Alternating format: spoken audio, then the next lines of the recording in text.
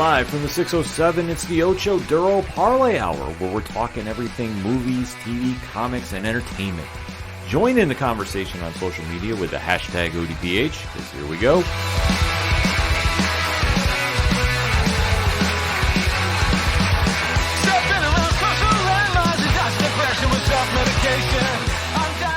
Welcome to an all-new edition of the ODPH podcast, better known as the Ocho Duro Parlay Hour. What's happening, everybody? Thank you so much for joining us this week. My name is Ken M. Joining me in studio, as always, you know him. He's the co-host. His name is Padawan J. Hello, hello, hello. Folks, we have a lot to talk about in the land of movies, TV, comics, and more. You are tuned into the entertainment edition of the ODPH, and we definitely want to interact with you. So make sure to swing on over to ODPHpodcast.com. Join in the conversation on our social media accounts. They're all right there on the front page. They can't be made any easier for you to follow, interact, and definitely talk about the topics we talk about each and every episode. You also can check out Parlay Points, the blog section of the show, where we have some wrestling there for the wrestling fans, new comic book reviews that are dropping this week, so you definitely want to see what's the absolute must-grabs at the LCS. Also, the classified section, the directory, the music, the TeePublic store, which currently this week it's slated to have a sale. So if you want to get some ODPH swag, and I hope you do, now is a perfect time to get it for less. How easy do we make that, Pat? I can't make it any easier. That's right. So for anything and everything that is the ODPH, swing on over to odphpodcast.com.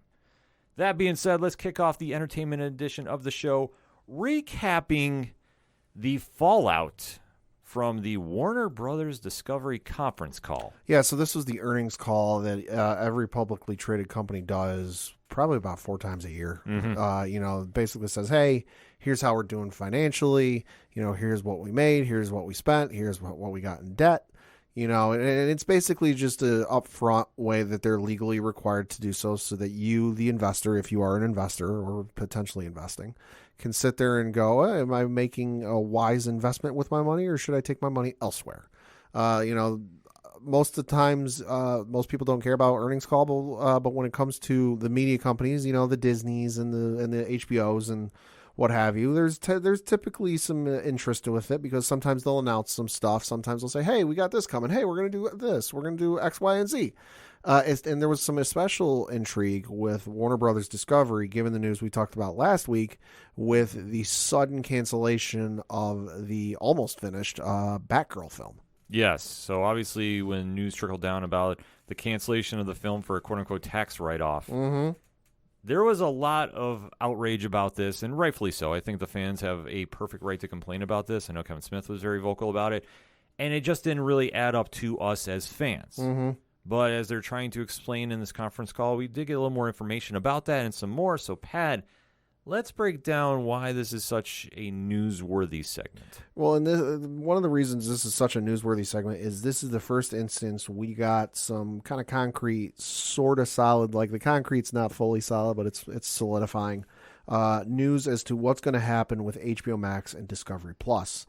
So reading from an article on IGN.com, it reads, quote, Warner Brothers Discovery, the hulking monster born of the recent merger between Discovery Inc. and AT&T's Warner Media, has unveiled an outline of its plan to merge its HBO Max and Discovery Plus streaming services in the next year. Per the company's earnings call, we can expect them to smash together into their new form in the summer of 2023. The rollout will begin in the U.S. in the summer, followed by Latin America later in the year, European markets that have HBO Max already in early 2024, followed by more launches later that year. It's not yet known what they're calling this new service, but at one point in the call, we heard some significant hints that it may not include HBO in the title. Though pricing for the new merged service has not yet been shared, we did learn that for now, the company is going to focus on ad-supported and ad-free versions of its service. But down the line, it also intends to explore the free ad-supported space. And it also sounds like at least some users might get hit with price increases too. Without giving numbers, we were told the company is, quote, shifting away from heavily discounted promotions and that it's planning price increases, particularly in certain international regions where we are well below market, as well as periodic price increases over time. Later on in the call, When asked about a migration plan for subscribers of the cheaper Discovery Plus service, we heard that Warner Media Discovery is planning to give some sort of transition period for lower-priced subscribers to move up. But at some point, we'll have to ensure subscribers move to the inevitable higher price point in a relatively short period of time. With over 92 million subscribers currently, Warner Media Discovery is expecting that these, along with a number of other strategic changes, will push it to 130 million subscribers worldwide by 2025. While it also works to seemingly cut costs by putting multiple projects on the chopping block and potentially laying off employees, close quote. So there's a lot to digest with this. Mm-hmm. Because obviously HBO Max has been doing fairly well with the streaming. Fairly well, and I saw some numbers from like a study or like a survey that was done that like in terms of user satisfaction, that like HBO Max is either number 1 or number 2 with like a 91 or 92% user satisfaction rate when it comes to the service itself. Yes, it's very easy to use. There's a lot of content on there. And obviously anytime that you see two big companies like this are coming together, you expect a merger. Mm-hmm. Now, I don't know about you, Pat. I kind of felt a little bit uneasy about this, but also at the same time, I did expect a lot of this, especially when you're talking about the tier plans of the ad-free and ad-not. Sure. I mean, I was a little more interested in just what was going to happen with it, just because, my parents, I have HBO Max through my parents because my parents have an HBO subscription through their cable provider, so I get it that way. So I was more interested, like, okay, what is this going to mean? How is this going to work? Because my mom, a big fan of, the Discovery Plus shows, the stuff on Discovery Plus. So she has Discovery Plus, so she's a big fan of that.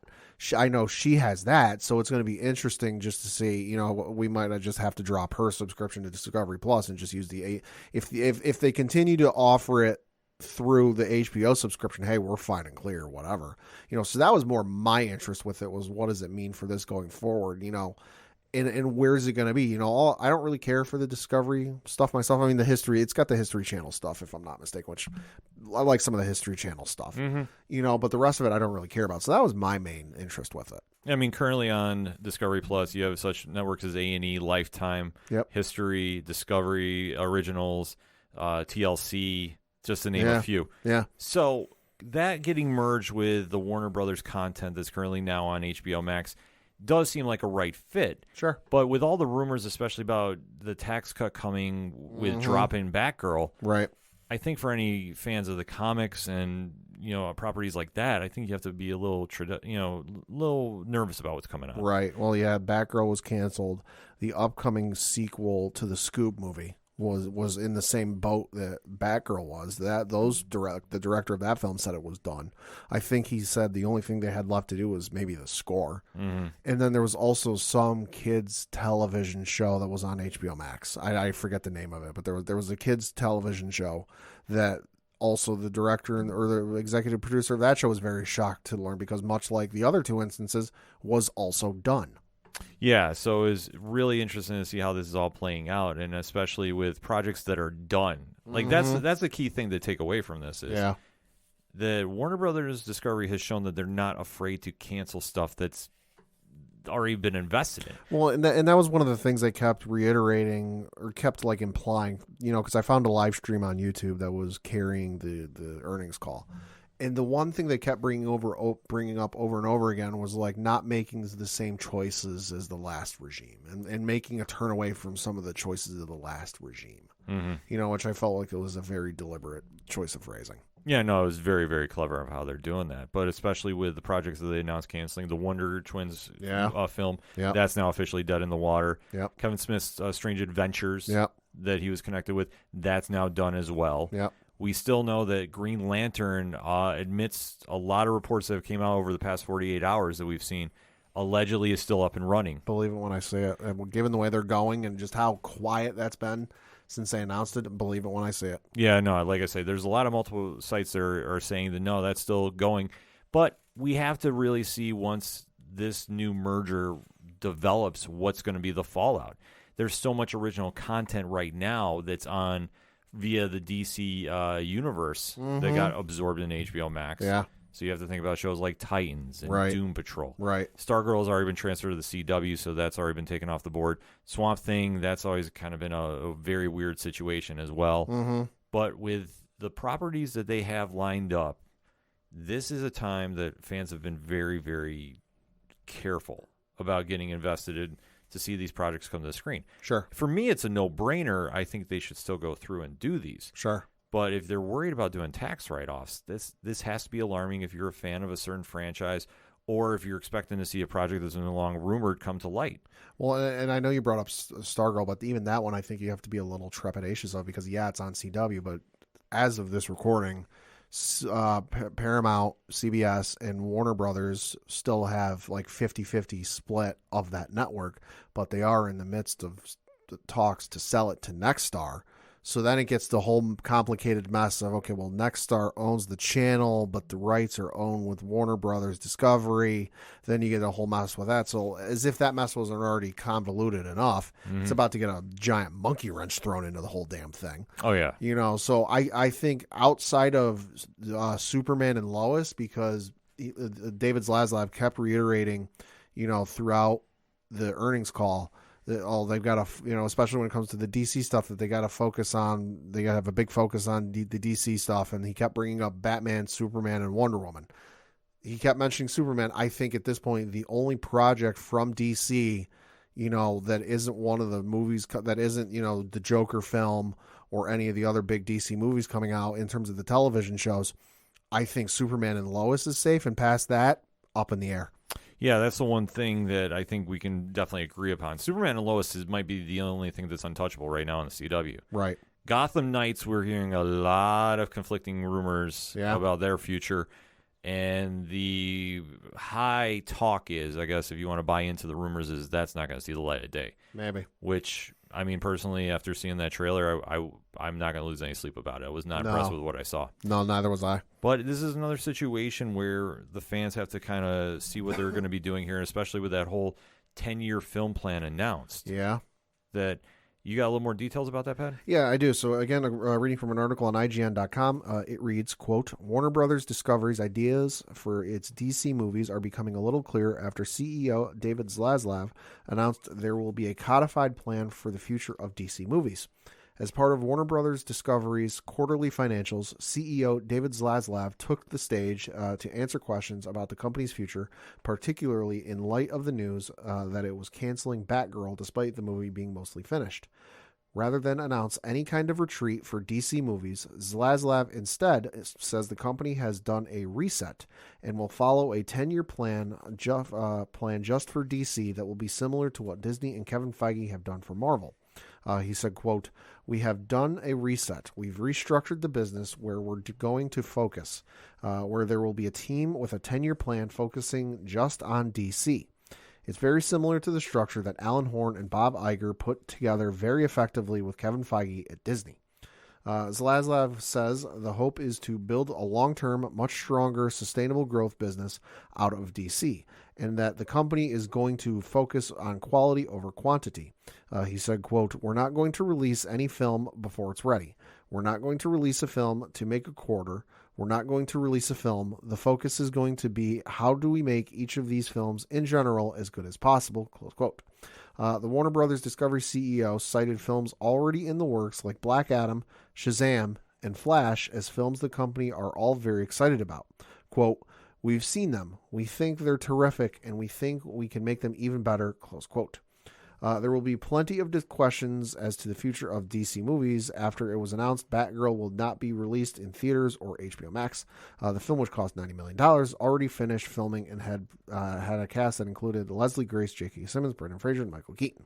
You also had HBO Max also began quietly removing other movies from its streaming service, sparking concerns the studio would be backing away from original scripted content. But Zaslav has cited DC, particularly characters like Batman, Wonder Woman, and Superman, as pillars of the newly formed Warner Brothers Discovery. Close quote. So we have no idea what it means for the future going forward, but all they would say is that for Shazam, Aquaman, and The Flash, those are coming. I would have to imagine Joker 2 with Joaquin Phoenix and Lady Gaga is coming. Otherwise, they wouldn't have announced, the release date and that Lady Gaga was joining the cast.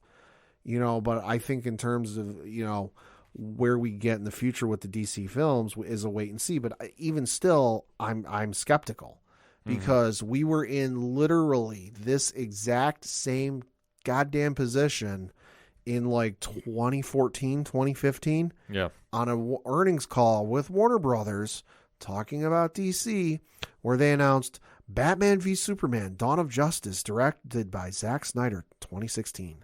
Suicide Squad, directed by David Ayer, 2016. Wonder Woman, starring Gal Gadot, 2017. Justice League Part 1, directed by Zack Snyder with Ben Affleck, Henry Cavill, and Amy Adams reprising their roles, 2017. The Flash, starring Ezra Miller, 2018. Aquaman, starring Jason Momoa, 2018. Shazam, 2019. Justice League Part 2, directed by Zack Snyder, 2019. Cyborg, starring Ray Fisher, 2020. And Green Lantern, 2020. We were in this exact same position in 2014, 2015, and we're in a fucking mire of shit and just a mess all these years later. So I'm sorry, Warner Brothers Discovery, if I'm sounding a little skeptical, but I've been burned once by this. No, that's completely understandable. And Pat, that's an honest take. I think that you have every right to be like that because there's a lot of DC fans that are like that. We need to remember, though, in this day and age, not everything is Marvel MCU. Sure. There is room for other superheroes in this theatrical stratosphere. Mm-hmm. And there is a very, very strong contingent that want to see these DC characters on screen. Not just Batman, not just Superman, not just Wonder Woman. Sure. There are fans that really want to see this expand like how Marvel did, because Marvel set the blueprint. Warner Brothers has never really had that plan set up, like you touched upon.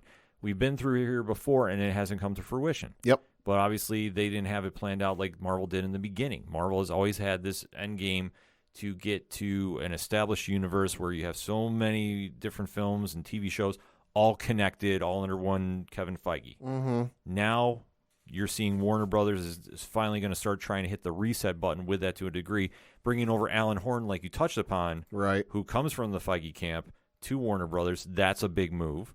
And I think that can only help them out tremendously. Yeah. It's being reported by Giant Freaking Robot mm-hmm. that Dwayne "The Rock" Johnson is being made an advisor, quote-unquote, to the DC studios. We need to remember that it's no longer just Warner Brothers Studios. The DC Comics universe, according to films, has now been rebranded as DC Studios. And if you even try going on the website, it's now officially DC.com. The comics have been dropped. What that means for the future of the comic book brand, stay tuned. But I don't think it's going to be anything too major. I think what it ultimately ties back to is what this conference call was trying to perceive. They're rebranding and they're trying to sell everybody that this is a new regime. We're going to do things different. We're going to definitely set the pace. We want to establish that we're going to be able to contend with the Marvels of this theatrical universe. We want to have content that makes sense. Obviously, there's going to be some shakeups we're talking about. Walter Hamada is rumored to be stepping down after Black Adam. Well, he got well, maybe. That's why I said rumored. We'll see, because the reports were he was real pissed after the announcement that Batgirl was going to be canceled and was ready to quit on the spot, but was talked out of it, and he's agreed to stay on through Black Adam, and then once, up to when Black Adam comes out, and then he'll assess then. So time's ticking on that old countdown timer. Oh, exactly, because Black Adam's still slated to come out later this year. Yeah, and this year is flying by. So, barring any real change, I think the DC is going to definitely make a move, and I could definitely see them putting somebody else in that role. Nothing against Hamada, but I think that what the powers that be want to do is really establish some kind of cohesiveness amongst their projects and what they want to do in this current stage. And this is what happens every time you have a new business take over. They want to establish their brand first. And I think that bringing in Alan Horn, bringing in people that have been connected to Marvel to see how they did it is the smart play. Now, do I think they're going to go DCU overnight? No, absolutely not. But I think where you might see the biggest change happen is possibly at the end of Shazam 2. Maybe. Because you think about the movies that are still supposed to be released by them. Mm-hmm. We know Black Adam is due out in October. Yep. We know Shazam we saw the trailer, so we know that is still on board. Yep. Aquaman 2, we know is more or less all set to go. I would imagine it's done. You know, it's in the can. Everybody's being real quiet about it, so we're just going to kind of roll with it. But after that, it's more or less a wide open slate. The only thing we know for certain is Joker Foil-a-Doo, you know, with Lady Gaga. Right. That's the only thing past these 3 films that we know of that they're working on. Exactly. So after this, it's going to be a whole new reset, a whole new ball game. And what DC really needs to do here is work with the powers that be to establish some kind of balance. And you want to make sure that everything is not so shaky. Yeah. Everything is laid out as much as you can do. I mean, obviously things change for reasons. Sure. But with them announcing they have a 10-year plan, and with some of the moves that they've done already, to me, it sounds like they're taking steps, albeit baby steps, in the right direction. Mm-hmm. And I can be definitely happy about that. Well, and the thing of it is I've said it before, I'll say it again, you know, with this whole new structure and this 10-year plan, Warner Brothers Discovery, you need to keep your goddamn grubby little paws the fuck off the work. Mm-hmm. Look at how it's. You want to make it after Marvel and Disney and how they did things.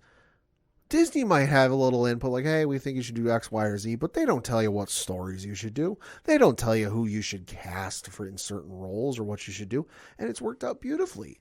It's been well documented that Warner Brothers has had their grubby little paws over everything related to these films over the last 10 years, and it's blown up in their face hilariously, you know, or even sadly, I would say.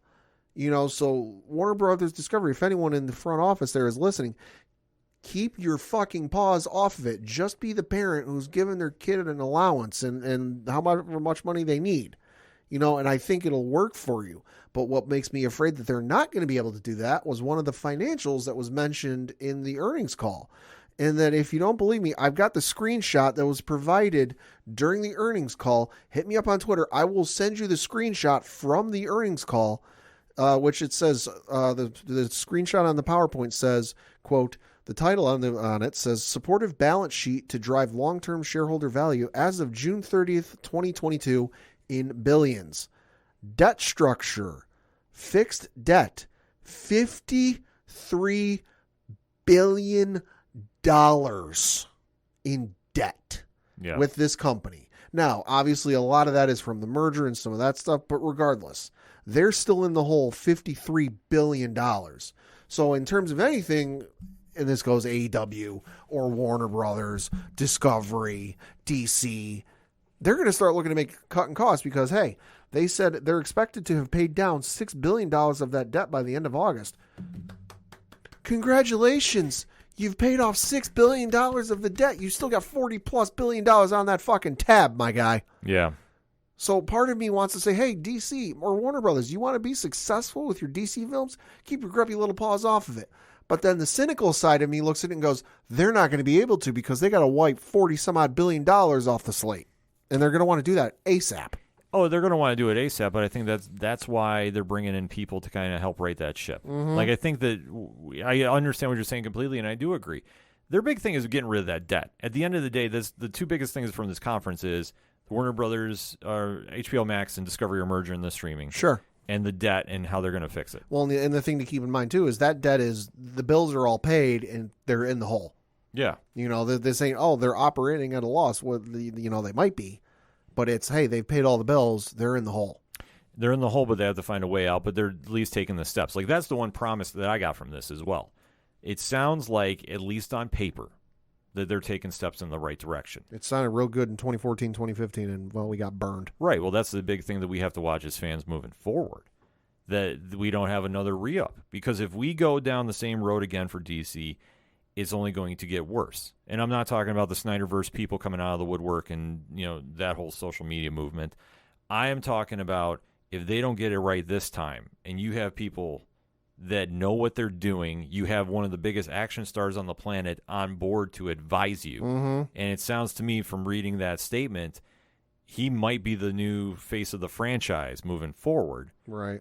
If you drop the ball now, are you ever going to get back up? I don't think so, because let's face it, these are some of the most profitable characters in entertainment history. Mm-hmm. The fact they've been around for as long as they have, you know, Batman and Superman are around since the 30s, maybe even 20s, whatever the hell it is. You know, but the fact that they've been around for essentially 100 years now, and they're still going. They haven't fallen by the wayside. They're not, seen in museums as, oh, hey, remember these? No, I don't, Grandpa. What were they about? Yeah. They're still around. You should be able to print fucking money at the drop of a hat and as much money as you need without having to think. Let's face it. DC and Warner Brothers have been fucking this up for 20 years. I'm sorry, putting Catwoman in a movie should be real goddamn easy if you figure it out, but you fucked it up with the Halle Berry film. Mm-hmm. You fucked it up with the Green Lantern film spectacularly. As much as I love Brandon Routh, that movie fucking sucks. Yeah, Superman Returns. Mm-hmm. The one hit or hits, if depending on how you want to look at it, you had was the Nolan films. Mm-hmm. But let's face it, Christopher Nolan is a director far and above anybody else in Warner Brothers. But they've been fucking this up for 20 years. You had one good hit with Man of Steel. I think most people universally agree Man of Steel was a good movie. Yeah. To varying degrees of how good you think it was, but by and large, people agree it was good. I'd say majority loved it. But then you had Batman v Superman, fucking sucked. Well, they complicated that way too much. That was the problem with that one. Justice League sucked. Yeah, for various reasons. Wonder Woman was good. Mm-hmm. Wonder Woman was good. Aquaman was good. But by and large, the track record, they've been fucking this up for 20 years. So I've got no faith in them fixing this. Yeah, well, that's, and that's nothing wrong with that statement, Pat, because that's the one thing we have to look at. And can they rewrite the ship? And, honestly, their track record hasn't been great. I'm looking at it like the optimist, though. And the only way I say is it looks like they've added the right personnel this time that if they can't do it, they're not going to do it. But we have to give the benefit of the doubt. If they're smart and just go all in on Dwayne "The Rock" Johnson and see what pull he can do, bring people in, make something happen, because everything he's touched right now has gone to gold. That's the only win that DC is going to have right here. And if you can establish something not borrowing the MCU formula per se, but at least have a blueprint down of what you want to do to grow your universe, this could be a win. But if they go back the same way, it's going to fail, because when you try doing Batman vs. Superman, and that was way too complicated of what Zack Snyder was trying to do, because there's a lot of moving parts going on with that. Justice League is a whole different ball of wax, like I said, for various reasons. If they don't get it right this time, they're never going to. But I think, though, on paper right now, as we record, and I'm stressing this point, I think they have enough people in the right positions that they could make a move. It just depends on if they can execute. But this is like any kind of business deal you see. If you have the wrong people in place, you're going to make those mistakes. And obviously, the track record has not justified it thus far. But coming out of this earnings call, I think there's a lot more promise than there was. Albeit, though, I think they've already taken some misfires. Batgirl is probably the biggest one. Mm-hmm. So now where do you go from here to win fans back? That's the ultimate question. Final thoughts on that, Pat? Listen, I want DC to do well. It might sound like I don't, but I do. Superman is my all-time favorite superhero. I'm just tired of the mismanagement and the bullshit and fucking this up for the last 20 years. Mm-hmm. You did great with the Christopher Reeve films. You did great with, the Michael Keaton and the Val Kilmer films. The Clooney movies, yeah, well, but in terms of like everything in the 2000s up until Man of Steel, fuck you. Outside the Nolan films are fantastic. But please, for the love of God, stop fucking this up. I think coming out of this call, it's a double-edged sword. I think there's a lot of promise. I think with some of the hiring they've done and some of the moves that they have made behind the scenes, I think that they're trying to rewrite the ship's course. That's a good thing. I think they've also taken some hits on the way, though. The Batgirl debacle has just blown up in their face tremendously. Why you're throwing away $70 million to get a $90 million to get a tax cut that's not going to really do that much, beyond me. But I don't write those checks, so it's not coming out of my savings, so it doesn't bother me that much. But I think, though, seeing where the direction is going, there is some promise, but there is some caution. The next few years is going to be the real tell sign, because everything can look great on paper, but then when you look at it up close, has the paper already been shredded? That's the argument we have here. Mark my words, if they fuck this up a third time, there's no coming back. Yeah, no, I agree They're with done. you. I agree with you. Like I say, the powers that be that they have in place right now, currently as we're recording, that's the deal that they need to do. And especially if you don't capitalize now, like I say, if you have The Rock fully all in, that's been rumored that he's allegedly an advisor now. which is a smart move, absolutely smart move, you're never going to get this right. The only thing you're going to do is get a great Batman film every couple of years, and that's it. And that's a sad state to be involved in. So hopefully they're going to turn the ship around. That being said, we gave you our take and reaction to the WBD conference call. Mm-hmm. A lot of news to digest there, a lot of opinions getting thrown out there. So hit us up on that hashtag ODPH pod. What is your takeaways from the conference call and the quote-unquote 10-year plan of DC Studios? Let's discuss, shall we? We're going to take a quick break. We'll be right back. Has this ever happened to you? You're in bed, drifting off, and suddenly think, who would win in a tug-of-war match between Superboy and Merlin? Did Marvel ever try to make a long-haul trucker into a superhero? How would it work out if I named my dog after a D-list supervillain? The answers in order are Merlin. Yes. And amazing. I'm Jessica. And I'm Mike. And we host the podcast 10 Cent Takes, a show that looks at weird, silly, and cool moments from comics and how they're woven into the larger fabric of history. Moments like the time Superman shilled for Radio Shack. When Archie got tempted by the devil. Oh, and then there was that time that DC Comics gave a superhero AIDS in an effort to be topical. It's always weird around here, but we'd like to think it's also interesting. So come with us and commit random acts of pop culture archaeology, one issue at a time. If you'd like to learn more, head over to 10centtakes.com. Coming back for another segment on this edition of the ODPH podcast, and one movie that did not really get mentioned along that conference call, but made some headlines yet again for all the wrong reasons, is the Flash movie. Well, I mean, it got mentioned, but it just got mentioned in that, they've seen it, they're excited about it. But yes, no, the Flash, and more specifically, Ezra Miller, continue to be embroiled in controversy after controversy. And it's reaching the point where a lot of folks, I think ourselves included, are, how the fuck is this movie still coming out? Facts. So reading off of his Wikipedia page for a little backstory before I get into the most recent incident, just to fill some of you in if you are not familiar with this controversy saga, to which I say, you're a lucky son of a gun. Dumpster fire is the way I define it. Yeah. So under his Wikipedia page, under the controversies and legal issues, which when you have an entire section of your Wikipedia page devoted to just controversies and legal issues, it's never a good thing. Mm-hmm. On June 28th, 2011, disorderly conduct. It says on June 28th, 2011, in the midst of filming The Perks of Being a Wallflower, Miller was a passenger in a vehicle that was pulled over in Pittsburgh for a broken brake light. Police discovered 20 grams of marijuana in Miller's possession. The actor was initially charged with drug possession, but the charge was later dropped by a judge. He instead faced a penalty of $600 for 2 citations of disorderly conduct. Miller later remarked, quote, "I don't feel like there's any need to hide the fact that I smoke pot. It's a harmless herbal substance that increases sensory appreciation," close quote. So I'm just running through the whole list here. Then we get into the stuff that really ties into how the fuck is this movie still happening, because fun little factoid in case you didn't know, the Flash movie was announced the same week that the Flash TV show first premiered. Mm-hmm. Flash Season 1, the pilot, aired on October 7th, 2014.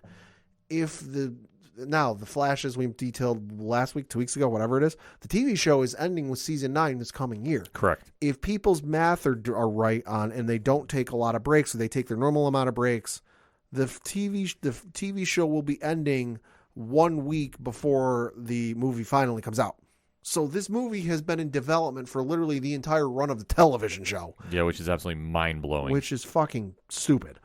So this is the stuff I think that pertains really to the movie and how the fuck is this still happening. On April 6th, 2020, a video surfaced in a since deleted tweet that appeared to show Miller choking a woman and throwing her to the ground. The video was confirmed by Variety to have taken place at Perico Kifus, a bar in Rigiac that Miller frequents when in the city. A bar employee identified the person in the video as Miller, who was escorted off the premises by staff after the incident.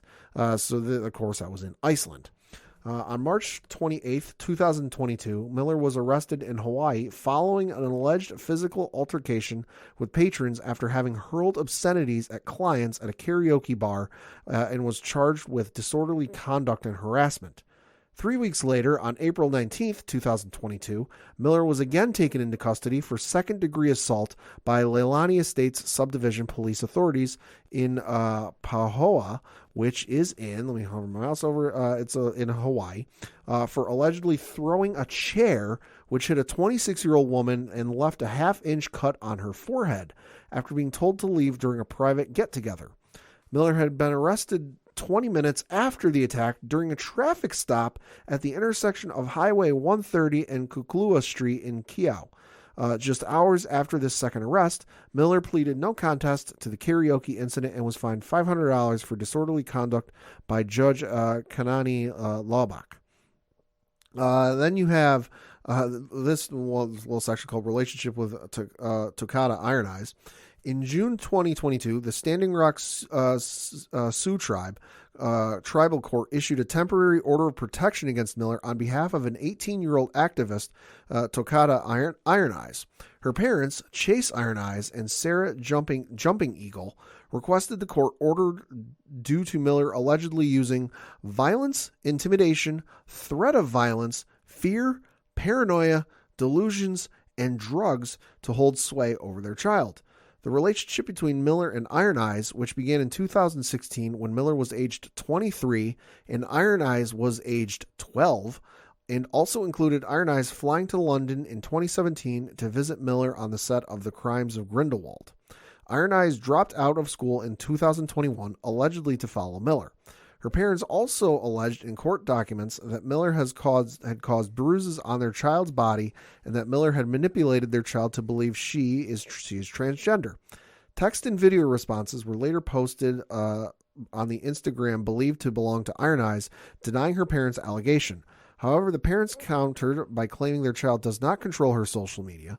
Iron Eyes stated in the video response that it's her own choice not to have a phone. As of June 10th, 2022, law enforcement has been unable to locate Miller to serve them with an order. Miller then posted a message on their Instagram account mocking the court's attempts to find them, but has since deleted them. In August, Miller's former music collaborator, Oliver Ignatius, alleged that he had witnessed Miller verbally abuse Iron Eyes over her wearing makeup.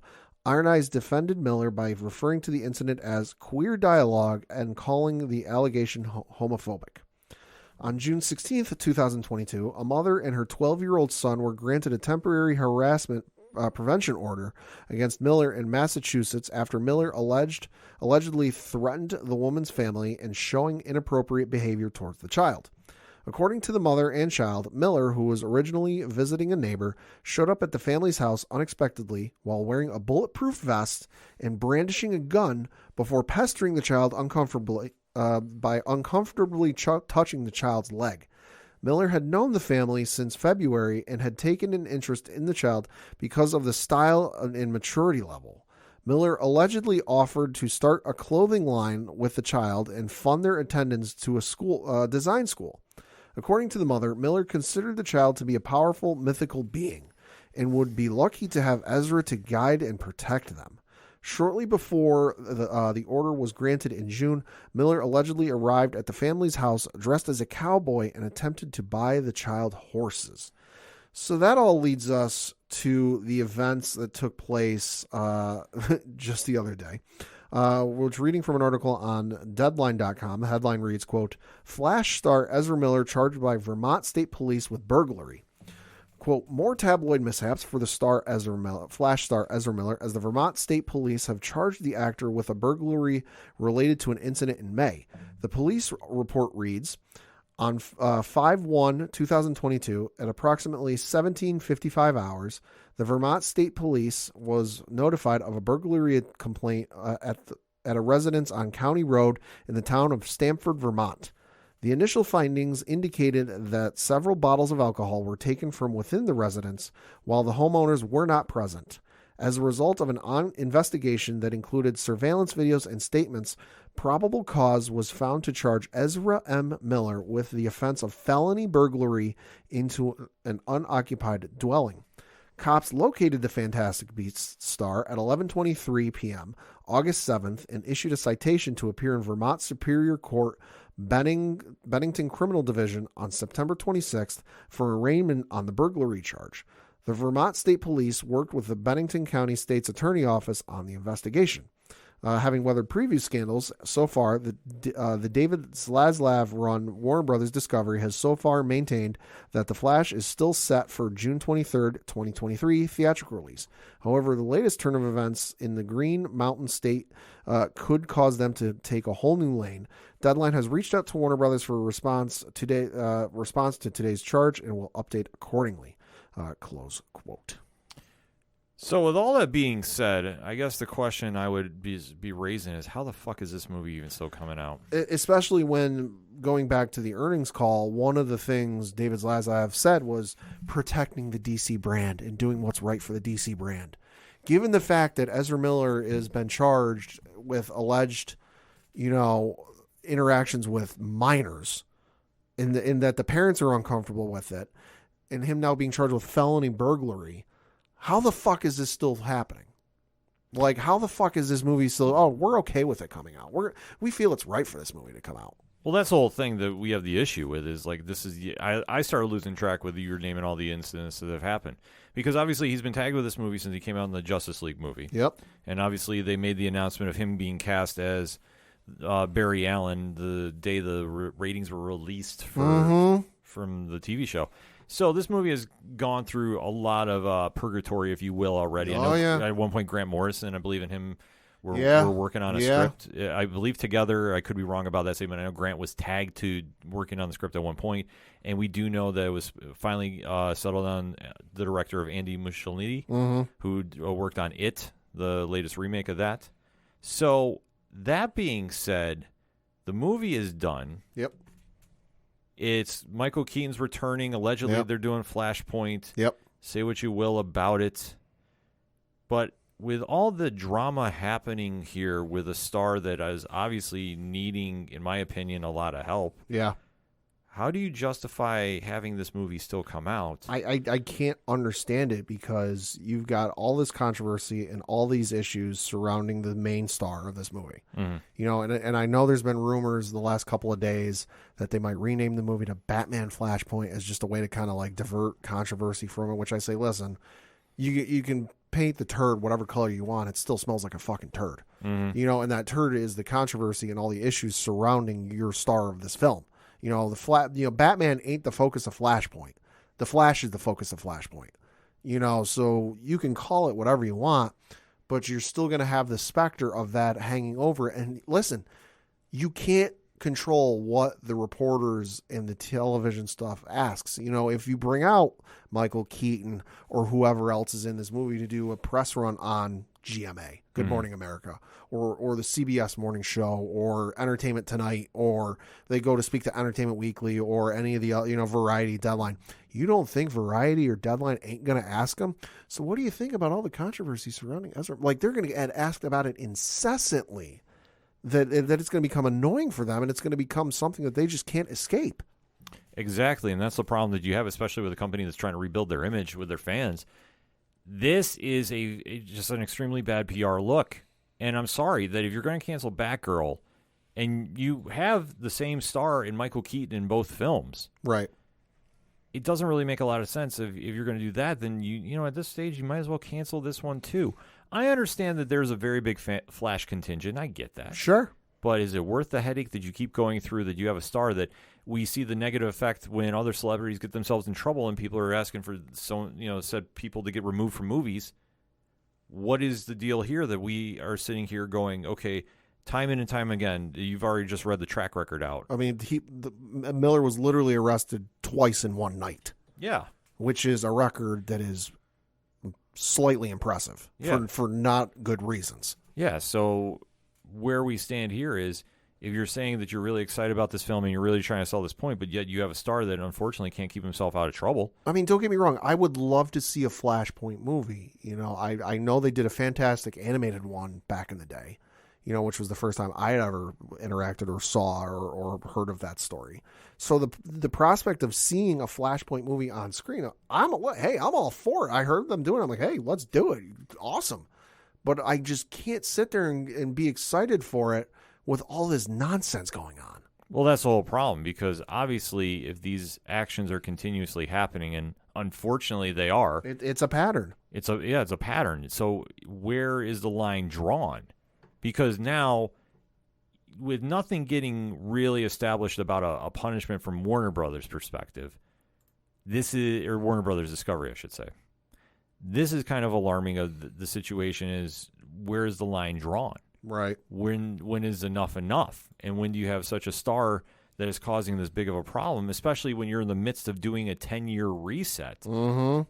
I would say, in my opinion, this movie is expendable. I would say so. So at this stage, how much would this be for a tax break for you to scrap it? Mm-hmm. Because I don't understand how you can keep this going with all the trouble that's surrounding it. Well, and especially, with all the negative press surrounding the film's main star, and all the money that has been sunk into this project, the fact that it's, been in development for like 9-10 years or whatever it is, will you honestly get your money back by putting it out in theaters? Because ultimately, at the end of the day, that's a movie studio's ultimate goal with a movie, is at the bare minimum. Like, you want to make a profit on a movie or make a profit on anything you sell, obviously, but the bare minimum for a movie studio is to make your money back. Yeah. And obviously the budget that's, reported for this movie when it comes out, or if it comes out, isn't going to be the actual figure for what they've spent on the movie before it came out, or when it went into pre-production, or like when it went into production. Like, that's the kind of unknown variable with this movie, is how much did they spend, the first 5 or 6 years they were working on this movie, that like it went through director after director after director and writer after writer after writer. Will you honestly make your money back, or is this just ultimately going to be a loss at the end of the day? And would it be better, like we said, write it off as a tax write-off and eat the money? I mean, that's the only option I think you can logically do, in my opinion, at this stage, because the pattern is there. And this, like I say, this is just our opinions about this.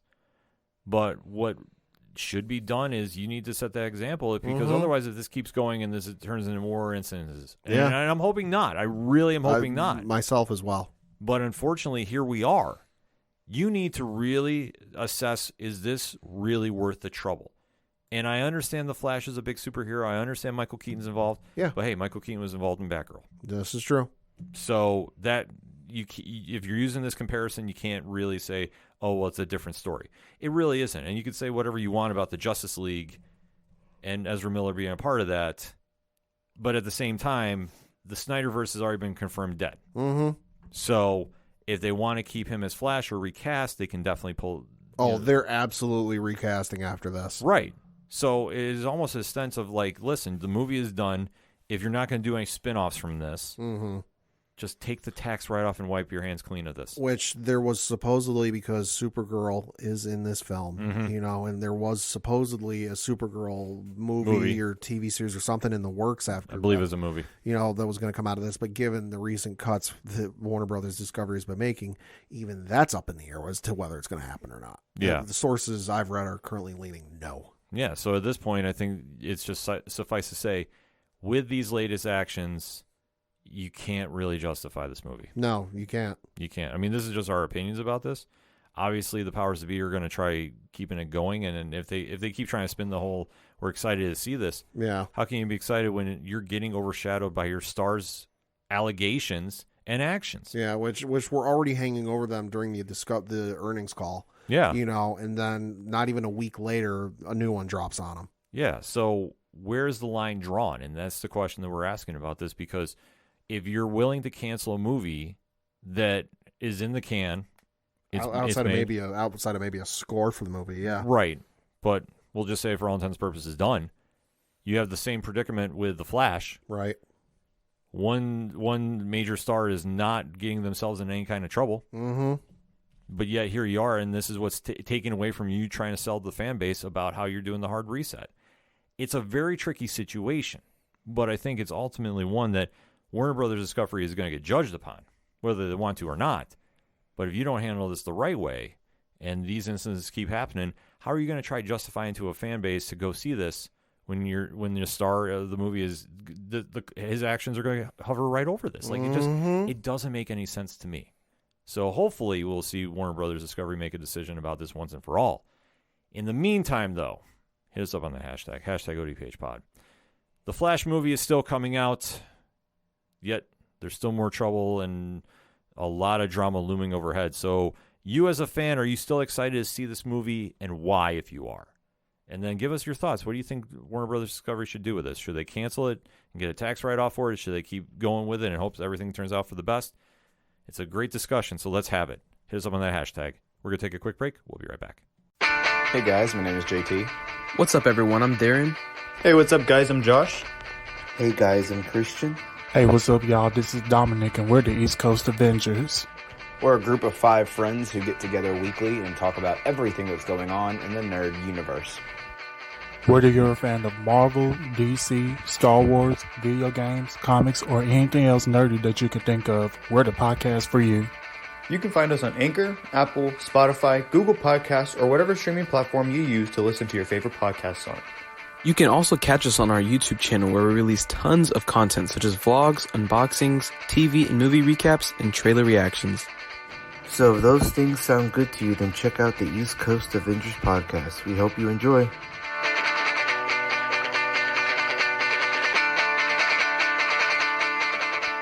Coming back for another segment on this edition of the ODPH podcast. And this Sunday, The Walking Dead World returns. Sunday. Yes, so we are finally at the stage of the anthology series known as Tales of the Walking Dead. So this will be kicking off on Sunday night. And there's a lot to digest with this show. Now, they did come with a strong panel at San Diego Comic-Con. We did see the first trailer. We got the synopsis for the first episode. So, Pat, you want to break that down? Yeah, so the synopsis on the first episode reads, quote, in a road trip story, a reclusive prepper abandons his bunker in search of a female prepper from his past. Along the way, he meets an unlikely ally who is his polar opposite. They team up in an effort to find their lost loved ones. So this is going to be a different kind of series, as we mentioned before. So they're going to dabble a little bit into the history of The Walking Dead. We might see some characters come back that we haven't seen in a long time. Might see some previous history with this. After seeing the trailer, though, Pat, I know that you got a lot of feelings about this. How are you feeling going into the show? I'm optimistic. The mainline series, The Walking Dead has become a little stale and a little bland over the years. But this field to me is something new. It's something different. And it's got some real possibilities with it. It's a different look. It's possibly a look at some stuff in the universe we've never seen. And I think it's an opportunity and an avenue to explore some stuff that could be really fun. I know they're not doing it for this season. I'm presuming they're going to do more than one season of this. But I think a real fun story to do would be, what exactly happened during the time Rick was in a coma, with Shane and Lori and everybody else. What happened on the farm prior to Rick and his crew showing up. Just some of that stuff would be fun. It's definitely got to go into a different direction. I mean, I think that's the one thing with this world now is we're nearing the end of the flagship show. Obviously, Fear the Walking Dead is still going on. Yep. And then there's the numerous spin-offs because the show just won't die itself. And we have the Rick and Michonne show. We have the Maggie and Negan one coming out. Then there's the one with Daryl flying solo. So obviously, this franchise keeps moving forward, and it's time and space that a lot of us are kind of questioning, is there enough interest to tune back in? I think anytime you dabble in the land of anthologies, I think there's some room to really grow and do some fun things here. Because let's face it, with the amount of history that is with the series, and obviously the comic wrapped up a couple of years ago, this is a situation where if you're really trying to ignite a fan base, you got to throw them something different. Doing anthologies gives you a lot more creative freedom to do things that you can do one-offs. You don't have to follow exactly how a storyline went unless you're involved in a character.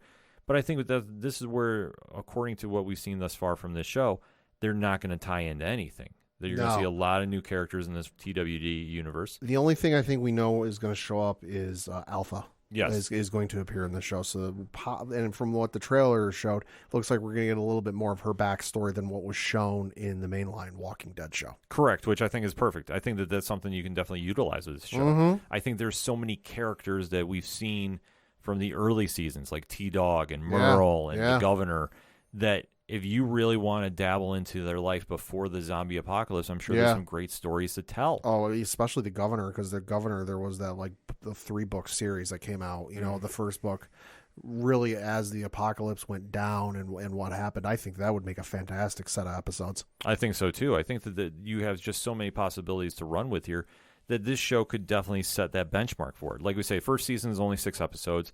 I would imagine if it does well, they're going to come back for more. I would imagine so, and I just thought of a fantastic idea to have it take place out of universe, but have them do. You remember the episode from Batman the Animated Series? You know, If I Would Have Caught Him, where it was all of the Batman's villains sitting around the poker table and telling stories about how they almost caught Batman. Do that, but with Walking Dead villains. See, like that would be interesting. That'd be so good. You get the governor, you get Negan, you get Alpha, you get Beta. Oh my God, that'd be so good. Yeah, there's a lot of different ways that they can run with it. And that's something that I think if they dabble a little fun like that, it would be a really cool thing to do.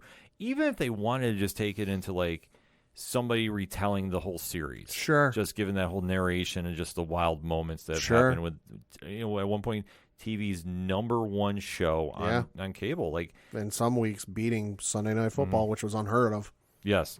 So when you start mixing all of that in, this show could be a definite hit. It definitely can bring some fans back to the show because obviously at this stage, it's only the diehards that are staying with it. It's still a very notable fan base, though. And, like, don't get it twisted. But to really get some fans running back to this franchise, this show has to do well. Yeah. Because I think otherwise, the other spinoffs that are coming have already got that fan base built in. Like, you know who's going to tune in to watch Rick and Michonne. You know who's going to tune in to watch Negan and Maggie. You know who's going to tune in to watch Daryl. Mm-hmm. You're not really growing that fan base with that. I mean, you might bring some old fans back that have tuned out. Right. But I think overall, you're not bringing new eyes on the prize, and especially with all these spinoff shows. Yeah, there's a few of them. That you need to really drive that point home. And there's so many different properties that they can dabble with, like you touched upon. I mean, me personally, I'm still hoping it's a Lee and Clementine show. Lee and Clementine would be real good. They need to do that. Or even if they just adopt that story from the video game. Yeah, I mean, if they did that, it could definitely play out very well. And they can definitely do some very, very unique factors into it. I mean, the Telltale games definitely did their own thing. Yeah. So if they wanted to go there, they could definitely go there. It just depends on how far creatively they can go. And obviously, AMC still has a lot of faith in this franchise for all the shows that are coming out. Like, it's absolutely crazy to think that, okay, this can go down and this can definitely do some interesting pivots here. Because we can't drive this point home enough. They need to run with this. They need to dabble with it. And if they don't, and if they really don't pull this off, I don't want to say this franchise is dead in the water, but give me an incentive to keep watching this. Like, that's the problem. Because if you don't give me one, I'm going to tune out. There's too much other stuff on TV right now that, quite frankly, I don't need to worry about with this. I can definitely do something else if I wanted to. That's the one interesting thing now, especially them competing with all the different comic shows that are going on right now. They definitely want to keep a fan base in check. And if you want to start borrowing some stories, do some stories. Really run with this franchise. Really make it a must-watch again. Because other than Fear the Walking Dead, we don't know of any more episodic ones coming out other than the main show. Yeah, no. So I personally just hope they do some really cool stuff here. I mean, my dream too with this, like I said, Lee and Clementine is one. I'd also love them to see them do the Alien, which was one of the only comics, if not the only comic Robert Kirkman did not write. That was Brian K. Vaughan. It was the one set in Paris, right? Yep. You know what? I think they briefly alluded or hinted that they're doing that in this upcoming season. At least I got the vibe off of one of the clips of it. Well, it's a perfect story to do. It absolutely is because, like I say, it was a one-off in the comics, Brian K. Vaughan and Marcos Martin, and is a very, very cool story. And it fits perfectly for what they want to try doing here. So there's a lot to be excited about if you're a Walking Dead fan with this. I'm looking at the cast for this show. The cast looks phenomenal. Break it down. So in this show, you've got Anthony Edwards playing Dr. Everett. Anthony Edwards, you might know as Goose from Top Gun. He was also Mark Green from ER. You've also got Parker Posey as Blair. You might know Parker Posey from such things as Scream 3, Superman Returns, Blade Trinity, and Dazed and Confused. You've also got Jillian Bell as Gina. You might know her from 22 Jump Street, Rough Night, Inherent Vice, or Office Christmas Party. You've also got Terry Crews. Enough said. Enough said. He's been in a ton of stuff. Olivia Munn, Also, enough said, you know her from a ton of stuff. Psylocke. Yeah, Psylocke was in the newsroom, was in a whole bunch of other stuff. You've also got Poppy Liu playing the character, there it is, Amy. You might know her from Hacks on HBO Max. She was also on Sunnyside, Better Call Saul, and New Amsterdam. You've also got Danny Ramirez, who is playing Eric. You might know him from Assassination Nation, was in Top Gun Maverick, The Falcon and the Winter Soldier, also in No Exit. You've also got Jesse T. Usher playing the character Devin. You might know Jesse from Independence Day, The Boys, A-Train. Yep. Was also in Shaft and Survivor's Remorse. You've also got Samantha Morton playing the character Alpha, as we know. Enough said. And then you've also got Scarlett Blum as Lydia. Yeah, so they definitely have a stellar cast for these episodes. They're going to do some fun, different things, and that's the whole point of this the segment. Yeah. The Walking Dead is still alive and kicking. Now, what direction they want to go in with, I think the anthology's way is the best way to go at this current stage. You're not going to go back and try doing another episodic one with the world that you have already established. No. You're closing the door on that, even though they're leaving a little crack in it, so they can definitely do some spin-offs with some of your major franchise players. But overall, an anthology show and some different directions is what this franchise needs. If it's still going to be relevant and must-watch TV, they need to go in this route. And I hope that this does lead into some really cool stories to tell. Like I said, give me The Visitor, give me Lee and Clementine. Yeah, Lee and Clementine would be good. I'll be there all day, every day. And we should note the release schedule is a little wonky because, hey, AMC Plus is a thing. So Thursday, on the August 11th, if you were an AMC Plus subscriber, episode 1 is dropping. And then on Sunday, August 14th, episode 2 is dropping. So every week, so it's premiering on AMC Plus on Thursday. And then its normal release night is on Sunday. Episode 1 is airing on AMC at 8 Central on Sunday, August 14th. Definitely something to check out. So hit us up on the hashtag ODPHpod.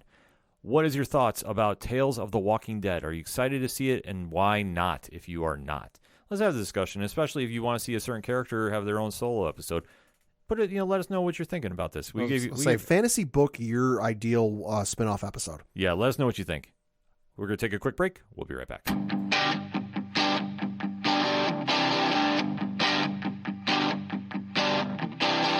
This is Tom from Tom Joe Lou. This is Matt from Sideroom Sounds. And you're listening to ODPH Podcast. Wanna go where no one knows my name, to the desert, the oceans, or the plains. Coming back for the final segment on this edition of the ODPH Podcast. Pat, what you got? Got one thing to talk about. It's been kind of a slow news week, but it was announced yesterday by the folks over at Paramount that we're getting a third Sonic movie. Really? Yeah, so reading from an article on HollywoodReporter.com, it says, quote, Paramount is preparing for a Christmas boom. The studio announced Monday that Sonic the Hedgehog 3 will open in theaters on December 20th, 2024. Earlier this year, Sonic the Hedgehog 2 opened to a huge $72.1 million and a major boost for the domestic box office recovery, and particularly for family films. The movie went on to gross more than $401 million at the worldwide box office, a tidy sum considering the recovery was just getting started in earnest. Sonic 2 was one of the few films of the COVID-19 era to open ahead of its predecessor. Other bragging rights, it scored the biggest launch of all time for a video game adaptation, beating the first Sonic, and was also Paramount's biggest 3-day opening since 2014. The film franchise stars James Marsden, Jim Carrey, and Ben Schwartz. Sonic 3 will face competition from James Cameron's Avatar 3, which is presently set to open over the year-end holidays in 2024. Of course, the Avatar sequels have been moved around numerous times. In a twinned move, Paramount also announced that its untitled Smurfs animated musical, which was previously set to open in cinemas on December 20th, 2024, will instead open on February 14th, 2025. But it's just mind-blowing to me that I remember, and good luck finding this original trailer, because I just tried finding the trailer to remind Ken what it looked like. Yeah. You can't find it on YouTube. They made that thing disappear. They made that thing disappear harder than Thanos could. But you can't find that original trailer. But if you remember Google what the original Sonic looked like from that original trailer, and the collective internet went, what the fuck? Mm-hmm. Because it looked nothing like the character from the video games. And I realize the character has changed in height and stature over the years, but this is night and goddamn day from what the video games looked like. You know, that it made the studio turn around and go, okay, we hear you.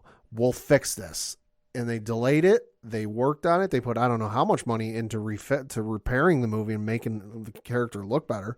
And it's been a smash hit for them. So the fact that we're getting a third movie out of this, wild. Absolutely insane to me. I still have not mentally gotten over that this is like a real deal, but I know. Here we are.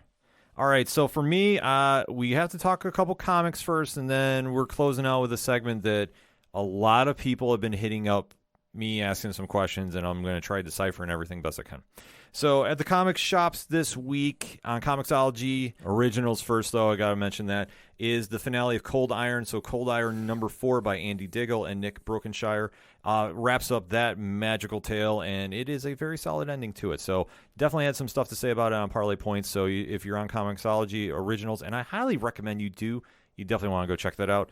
Also, we were given the early copy of one of our favorite guests' latest Kickstarter projects. And, of course, that's our guy, Alan Dunford, and Pocus Hocus number 4. Heyo. Yes, so shout out to Alan and Will and Brian and everybody over there and the whole crew over at Source Point Press, because that's where it's now coming out from. So we did get an early screening of the Kickstarter phenomenon that did clear over $10,000, raising money for them. Super happy for those guys. Awesome people, and definitely the book is dope and does not disappoint in any way, shape, or form. So both of those reviews are currently up on odphpodcast.com under Parlay Points, so you definitely want to go check them out. And there's one book that is coming out that, due to the time that we are recording, I cannot talk about. But that's Power Rangers number 22. So obviously the charge to 100 is still rocking and rolling. I can say a lot of good things when you read the issue. I can't say anything else about it right now due to spoiler embargoes. But the Parlay Points review for that will be up 9 a.m. Eastern Standard Time on Wednesday. So depending on when you're hearing this podcast, you can go check it out and get the deeper thoughts.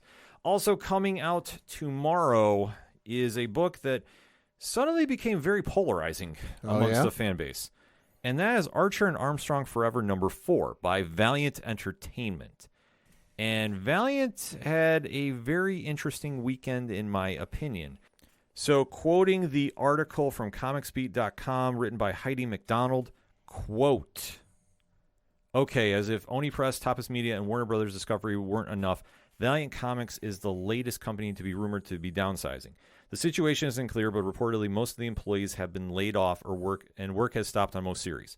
Publisher Fred Pierce and senior editor Liza Hawkins changed their social media postings to indicate they're no longer working at the company, but other confirmations have been hard to come by. The Beat has reached out to a number of sources, and one close to the publisher indicated that Pierce is still publisher, and Valiant will continue to release books, including Bloodshot Unleashed next month. So this is kind of a wild situation, to say the least. And like I said, if you want to read on it, the article that Heidi McDonald wrote for comicsbeat.com is absolutely fantastic. Highly recommend it because she goes into a complete deep dive about the whole history of Valiant and what is going on. So it's kind of a weird situation that we don't really know a lot about. The only thing we know is word of this was all going down on Thursday last week, and then Friday I received the press copy for Archer and Armstrong Forever. Anything after that, I don't know. Yeah, there's been a lot of rumors, a lot of hearsay, but not a lot of firm, concrete facts. No, there's a lot of crazy rumors running around the net right now. So it's really an interesting time to try to decipher what's going on. In my gut opinion, I don't know what to think, to be honest, because Valiant is one of the comic companies I have always grown up with. It is one of the most interesting histories of comics because it started out with the whole, like pretty much under the shadow of Image, because at the same time it came out, new superhero universe, a lot of hype behind it. And then it just kind of, had a good run and then kind of fizzled away, in my opinion. Then it's come back in a different incarnation, definitely created a little buzz again, and then it's kind of like transferred into what it is now. I always say that they do put out some great quality books, and I will stand on my soapbox and scream that. We've had the honor of doing press for them for over a year now, and they've been nothing but top shelf to work with, so I can't say anything bad about the people that I've worked with there. And I'm just hoping that everybody has a very positive outcome from this, that if this is true, that they're going to be shutting down, I hope everybody finds jobs very quickly. And I don't want to see anybody get put out of business, especially in the comic industry, because I know that they put a lot of heart and soul into their stuff. So I'm hoping that the best possible outcome, if this is all true, is that somebody comes in, swoops things up, and reboots it and really kicks it, hard in the door, and everybody comes back, and we all put this back together. So what I will just recommend to everybody is stay tuned to social media. If we hear anything, obviously we'll be resharing it and retweeting it. But I don't have any answers for the future of Valiant. All I know is we have a great comic coming out with Archer and Armstrong #4. If you haven't been reading the new series, it's been great. I really enjoy that series. And then if Bloodshot Unleashed is coming out in September like it's slated to, definitely check that out. Book of Shadows just came out, so I'm assuming that that'll still roll out. As for the Ninjak series that was announced at Free Comic Book Day, I don't have any information on that one. But if I hear something, then I will definitely try passing along. Until then, go out and support all your local comic shops. Definitely keep them going. Keep supporting indie comics as well, too, because they're putting in a lot of work. So I'm just hoping for everybody, if they were laid off, finds work very, very quickly, because there's a lot of good people out there that are definitely going to do a lot of big things in the industry. So definitely go support them. Go support your favorite independent comic podcast, too. Shout out to our guy, Brian Wayne. Cheers to comics. Doing big things out there. And, man, just go support comics in general, period. That being said, Pat, the music you heard on this edition of the ODPH is that a shout at the robots. They're fantastic people. They read comics. They read a ton of comics. If I want to find out more about them, where do I go? ODPHpodcast.com. Right on. Swing on over to the music section. Check out everything going on with Shout. Everything going on with Second Suitor, who's got the big show, Suitor Slam 2, baby, going on at the X on the 12th of August. So more information on that, go follow Tyler on social media. I know he's got the big match with Sean Carr tagging up against Garrett Holiday and Axel Lennox. So that should be a fun time at the X. Plus free music. Well, I shouldn't say free because you got to buy it in the door, but there's a lot of good stuff when you pay the admission. So you definitely check that out. Also support Tom Jolu, Yard Party, Floodlands, all the amazing groups that here. Brian Wolf. The list goes on and on, but they're fantastic people. Parlay Points, like I said, new comic reviews are dropping, so you definitely want to go check that out. And like I said, we got a stacked lineup. Next week is looking like a stacked one, too. I can't talk about it, though, right now. Wish I could, but I can't. But you definitely want to go find that out for your new comic book selection, so definitely make sure you're following the RSS feed. Definitely put that in your subscribe feed. Do what you need to because you don't want to miss out on that. Also, while you're at the website, check out the classified section, which has friends of the show, such as 3FN Podcast, Dragon Master Games, Organizational Link Support, and Black Lives Matter. All the amazing pod groups we are in, so shout out to them. The directory, which, Pat, how many providers are we on now? 89,000. Man, growing up every single day. It's a wild time. But you know what? If we're not on your favorite podcast platform, let us know where we should be at, and we'll try making it happen for you. We have a whole list there that if you want to go drop a follow, subscribe, 5-star review, boom, we make it so easy for you. I don't know how you haven't done it already, so please, make sure to do that if you haven't done it already. We appreciate the reviews. The TeePublic Store sale going on this week, so you want to get that ODPH swag, no better time.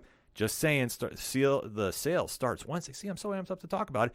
I just start stuttering my words. That's how real and live this is, folks. We do it live each and every time. But for all that and anything else that is the ODPH, it can be found at odphpodcast.com. That's all I got for this week. So for the one only, Padawan J. Thank you. I'm your host, Ken M. Thank you as always for listening to the ODPH podcast, better known as the Ocho Duro Parlay Hour. We'll see you next time.